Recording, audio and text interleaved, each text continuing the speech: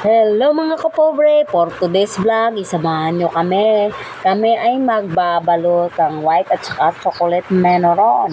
11 na nga ng gabi mga kapobre, hindi pa rin kami natatapos sa paggagawa ng pagbabalot ng chocolate menorón. Dahil nga dinamihan na ng paggawa kasi ibebenta yung iba bukas.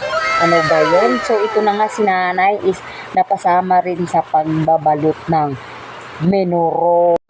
Mga kapobre is ayan, si nanay is napakagaling nito magbalot dahil ilang taon na siyang gumagawa nito. So ayan, tignan nyo naman mga kapobre is sobrang galing niyan, diba?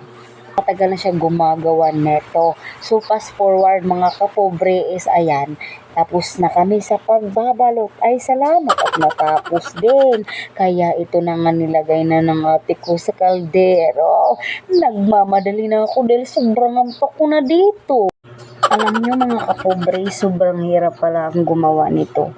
Kasi una sa lahat ay pupunta ka pa muna sa kabilang bayan para igaling yung bigas. So ayan, tapos pag uwi mo ay kukuha ka pa ng dahon.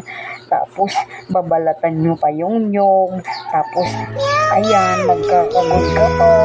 Tapos i-mix mo pa sila sa kawali.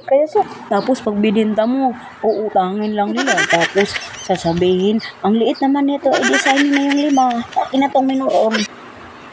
Ayan, fast forward mga kapobre is pagising ko umaga ay nagkape na tayo. Bye!